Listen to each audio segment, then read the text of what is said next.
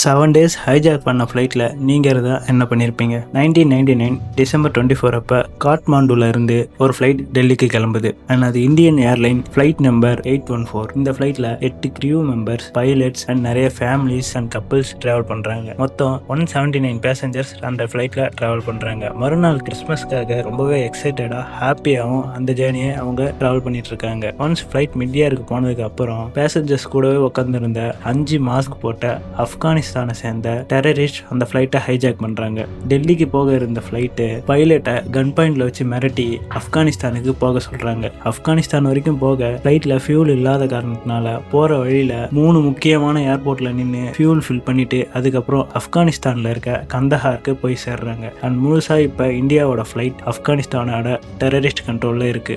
இந்த நேரத்துல இந்தியா ரொம்பவே பதட்டமா ரொம்பவே பயத்துல இருக்காங்க. ஏன்னா அந்த ஃப்ளைட்ல இருக்கிறது 179 இந்தியன்ஸ். அவங்கள எப்படியாவது காப்பாற்றுறதுக்காக இந்தியா ஆப்கானிஸ்தான் கிட்ட உங்கள் டிமாண்ட்ஸ் என்னன்னு சொல்லிட்டு ஆப்கானிஸ்தான் கிட்ட கேட்குறாங்க. அவங்களும் 3 டெரரிஸ்ட் பேரை சொல்லி அவங்கள ரிலீஸ் பண்ண சொல்லி கேட்குறாங்க. இந்தியாவும் அந்த 179 பேரை காப்பாற்றுறதுக்காக அந்த 3 டெரரிஸ்ட்டை ரிலீஸ் பண்ணுறாங்க. அண்ட் இந்த ப்ராசஸ்லாம் முடியறதுக்கு கிட்டத்தட்ட 7 days ஆயிடுச்சு. ஒரு வழியாக அவங்க டெரரிஸ்ட்லாம் அவங்க நாட்டுக்கு போய் சேர்ந்ததுக்கு அப்புறமா அங்கேருந்து நம்ம இந்தியாவோட ஃப்ளைட் இந்தியாவுக்கு கிளம்புது. இந்தியாவுக்கு வந்தப்போ மொத்தம் 179 பேர் இந்த ஃப்ளைட்டில் 178 பேர் தான் இருந்திருக்காங்க. அதில் ஒருத்தர் அங்கேயே ஆப்கானிஸ்தானில் சுட்டு கொலை பண்ணியிருக்காங்க. அண்ட் இந்தியாவுக்கு வந்தடைஞ்ச ஃப்ளைட்லேருந்து இறங்கி வேகமாக வந்த பேசஞ்சர்ஸ் அவங்க ஃபேமிலியை கட்டி பிடிச்சி அழுதுருக்காங்க.